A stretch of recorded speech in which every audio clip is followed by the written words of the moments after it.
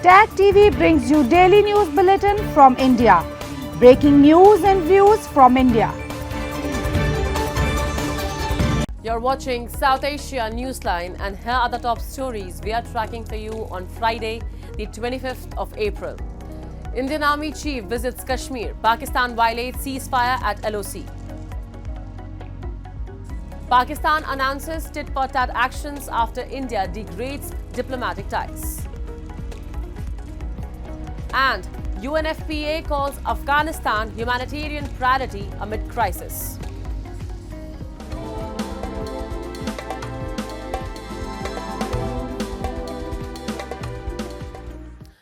And now for all the details.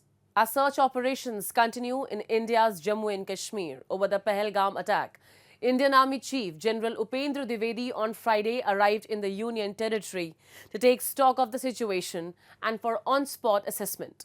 We have a report. Amid the heightened tension and continuous search operations across the Kashmir Valley by security forces, Indian Army Chief General Upendra Dwivedi arrived in Jammu and Kashmir to take stock of the situation. General Dwivedi was briefed about the developments by senior officials of Chinar Corps, reports have suggested. The visit comes days after the scenic meadow of Pahalgam in India's Jammu and Kashmir was rocked by a terrorist attack that killed 26 men, including 2 military personnel on leave. The attack was claimed by the Resistance Front, an offshoot of Pakistan-based terror outfit Lashkar-e-Taiba.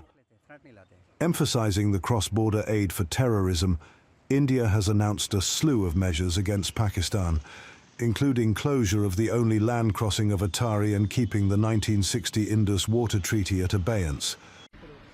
Army Chief is visiting Kashmir Valley today and to have an on-the-spot assessment of how the things happened in Pahalgam, Baisara, where innocent tourists were killed, massacred by the Pakistan-trained terrorists, and what are the security lapses, if any, and what are the steps required that could be done to plug in all the gaps at the LOC and other places for stopping the infiltration. While India is yet to take any military action against the terror launch pads like it did following the attacks in Uri in 2016 and Pulwama in 2019, exchange of fire was reported at the line of control in the early hours of Friday. According to a statement by the Indian Army, small arms firing was initiated by the Pakistan Army at the LOC. The fire was effectively responded by the Indian Army, and no casualties were reported, an Indian Army official said in a statement to ANI. A shattered Pakistan is bound to do all this that it is now trying to do. The moment the attack on Pahalgam happened, the Pakistan Air Force, all the planes were brought to the borders of India and Pakistan. They were deployed there, all the fighter aircrafts, and Pakistan knew that India is going to take certain strong steps. But now it is clearly showing that Pakistan is now shattered, it is scared, and that is why ceasefire violations. And as India mourns, the government responds swiftly, suspending key treaties and tightening security. The terror attack raises critical questions about the motive and timing behind this horrifying strike. We have a report. A deadly terror attack has once again shaken the Kashmir Valley, striking at the heart of peaceful Pahalgam in Jammu and Kashmir and claiming the lives of innocent tourists. As shock and grief grip the region, pressing questions emerge. Who orchestrated the attack? What was the motive behind it? And most crucially, why now? ANI explains. इनको भी ऐसे ही होना चाहिए जैसे मेरे भाई को किया इन लोगों ने 3 गोलियां मारी क्या करेंगे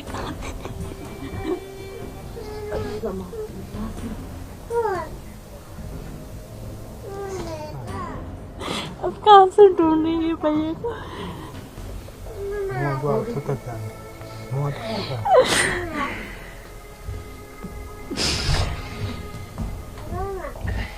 बहुत प्यार करता था वो मेरे से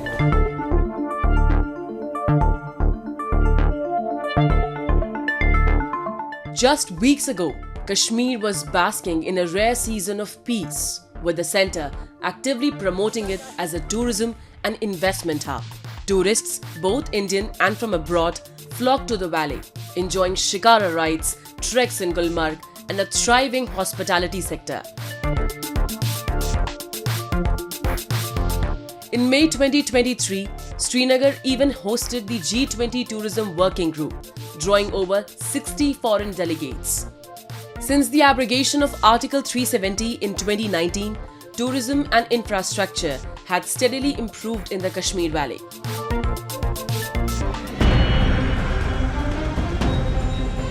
But this progress was jolted by a deadly terrorist attack in the Pahalgam, where the terrorists killed at least 26 tourists and injured many.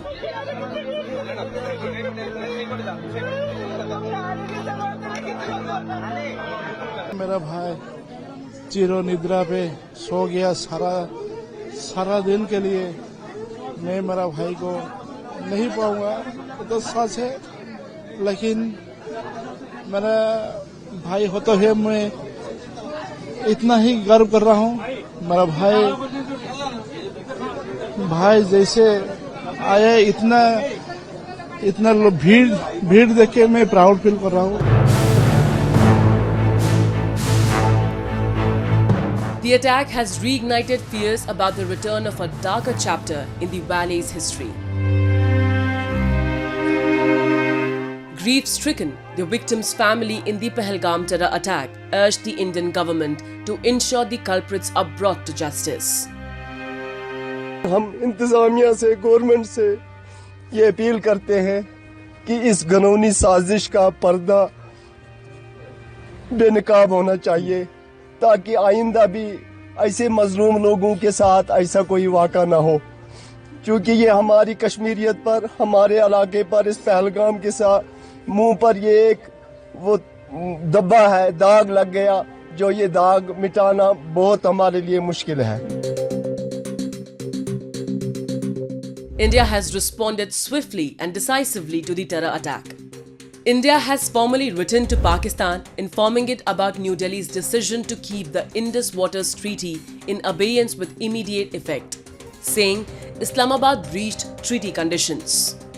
Signed in 1960, the treaty allocates the eastern rivers, Satluj, Beas and Ravi to India and the western rivers, Indus, Jhelum and Chenab to Pakistan.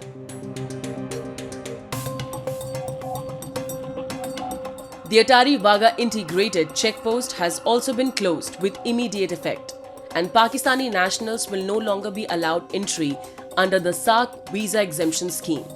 Diplomatic ties between the two countries were weak even before the latest measures were announced, as Pakistan had expelled India's envoy and not posted its own ambassador in New Delhi after India revoked the semi-autonomous status of Kashmir in 2019. Pakistan continues to use terrorism as an instrument of state policy, and therefore once the Indus Water Treaty is held in abeyance, this will definitely affect, because Pakistan is water stressed.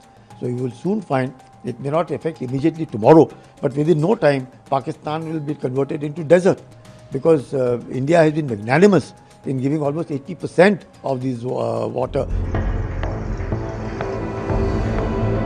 The resistance front has claimed responsibility for the attack. Despite denials by Islamabad, Indian intelligence consistently cites evidence of cross-border support, including training, logistics, and ideological backing for groups. At least a dozen banned terror outfits operate in Pakistan-occupied Jammu and Kashmir, many of which have links to Pakistan's deep state. These groups include Lashkar-e-Taiba, Jaish-e-Mohammed, Hizbul Mujahideen, Tehreek-ul-Mujahideen, Harkat-ul-Jihad-e-Islami, among others. This is just the first step. These are the non-kinetic first steps that the government has taken to change the rules of engagement with Pakistan. That is no longer business as usual. So no coming, no going visas. They will not be allowed, that we don't want them. Basically, this is the message, that we don't want them. We don't want to see them in our country, and those who are here will have to leave. The Pahalgam attack occurred just as US Vice President J.D. Vance arrived in India on an official visit. Every time India and the US move closer, violence seems to follow. So is it a coincidence or something deeper? In March 2000, President Bill Clinton visits India. On the same day, 38 Sikhs are massacred in Chittisinghpura village of Anantnag district in Kashmir. On May 14, 2002, as US Assistant Secretary of State, Christina Rocca visited India, 3 militants attacked an army station in Kaluchak, Jammu and Kashmir. They hurled grenades from a bus, opened fire on passengers, then stormed the military complex, killing 36 people, including women and children, before being neutralized. Terrorism and terrorists find no support among the people of Jammu and Kashmir today. From candlelight vigils to public protests, citizens are standing united, resisting violence and demanding justice. जो कायराना हरकत जो इन दहशतगर्दों ने की, जिसमें जो हमारे मेहमान हमारे यहाँ पे आए थे, जिस तरह इन दहशतगर्दों ने ये कायराना हरकत की, हम सब इसकी मजम्मत करते हैं. The Pahalgam attack has intensified the already strained relations between India and Pakistan, leading to a series of retaliatory measures from both sides. The situation remains volatile with the potentials for further escalation. World leaders are urging both nations to exercise restraint and engage in dialogue to prevent a larger conflict. The Valley is watching, so is the world, and so are we. And the day after New Delhi announced multiple measures against Pakistan over its support for cross-border terrorism in India, Islamabad responded in a tit-for-tat manner. Following a meeting of National Security Committee by Pakistan's Prime Minister Shehbaz Sharif, Pakistan announced a slew of countermeasures against India. According to a statement from Sharif's office, Islamabad, like New Delhi, has ordered suspension of trade, including that from a third country with its eastern neighbor. Along with that, Pakistan also shut down the Wagah border crossing, declared the Indian Defence Advisors at Islamabad mission persona non grata, a move similar to New Delhi. On suspension of Indus Water Treaty, Islamabad called the move as act of war and said it will hold all bilateral agreements with India, including but not limited to similar agreement in abeyance. Additionally, it also shut down the Pakistani airspace for all India-owned or Indian-operated airlines. Diplomatic relations between the two countries were weak even before the latest measures were announced, as both countries had called back their ambassadors after tensions reached peak following India's removal of the semi-autonomous status of Kashmir in 2019. And as New Delhi holds Islamabad responsible for backing cross-border attacks, Pakistan Defence Minister himself confessed to international media about Islamabad's long history of aiding terrorists. Our report. As tension peaks between India and Pakistan over New Delhi's accusations against Islamabad of aiding cross-border terrorism, a video of the so-called Prime Minister of Pakistan-occupied Jammu and Kashmir, along with Pakistan's defense minister, has gone viral over Pakistan's support for terrorism and praising the terrorist.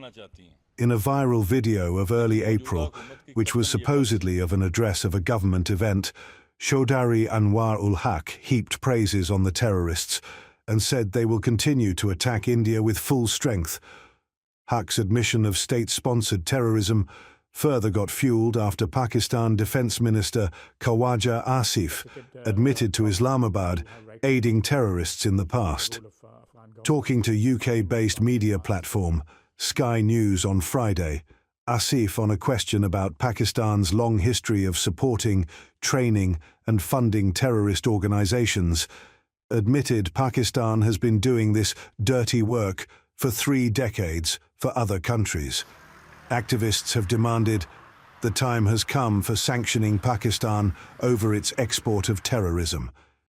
This is very unfortunate that in recent months, the so-called Prime Minister of Azad Jammu and Kashmir and some TV anchors like Najm Sethi in Pakistan have been advocating cross-border military operations, and the carnage that inflicted against innocent tourists in Pahalgam is the outcome of those policies and jihadi slogans which have been the part of media and policy in Muzaffarabad and in Islamabad and also in other parts of the region. India has long accused Pakistan aids and supports terrorists for conducting attacks in India. New Delhi multiple times in the past has said relations with Islamabad cannot be normal until Pakistan takes actions against terror outfits operating from its soil. Afghanistan remains a top humanitarian priority for the United Nations Population Fund, which supported over 900,000 people in 2024 despite operational challenges under Taliban rule. In its regional report released on Thursday, UNFPA, which focuses on sexual and reproductive health, said that it provided 25,000 plus dignity kits, equipped 1,119 health facilities, deployed 46 mobile teams and distributed over 2,800 emergency kits. It also offered psychosocial care for survivors of violence, vital in a country where women face rising isolation and abuse. Regional Director P.O. Smith stressed even in the most politically constrained environments, women and girls must not be left behind. The agency urged continued global support to maintain basic care access. This comes as the US has cut nearly $24 million grant to UNFPA for work in Afghanistan. Experts believe the aid cut off could unleash new economic instability in the country. And Bangladesh Nationalist Party Senior Joint Secretary General Ruhul Kabir Rizvi on Thursday criticized the interim government, saying it has failed to reflect the hopes of the country's democratic forces. Formed after a violent pro-democracy movement, the interim setup lacks a strong foundation for democracy, Rizvi claimed. While acknowledging some progress, he said there is no clear roadmap for democratic reforms. Rizvi accused Awami League leaders of threatening the government, disrespecting the judiciary and influencing law enforcement. He said Prime Minister Sheikh Hasina's associates are acting with impunity due to their deep-rooted presence in law enforcement agencies. Rizvi warned that without strong action, covert groups aligned with the ruling party will continue fueling political unrest.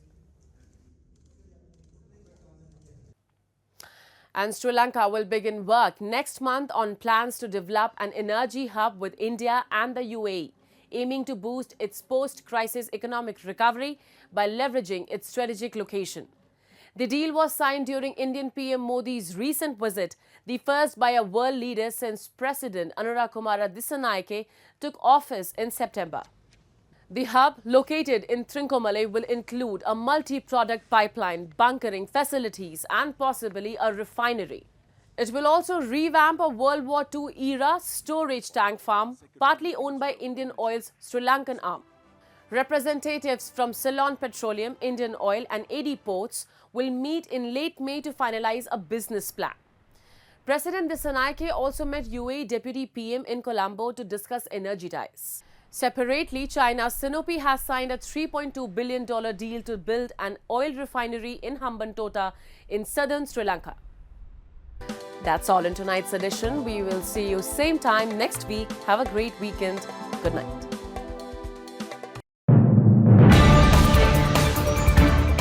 Tag TV brings you daily news bulletin from India. Breaking news and views from India.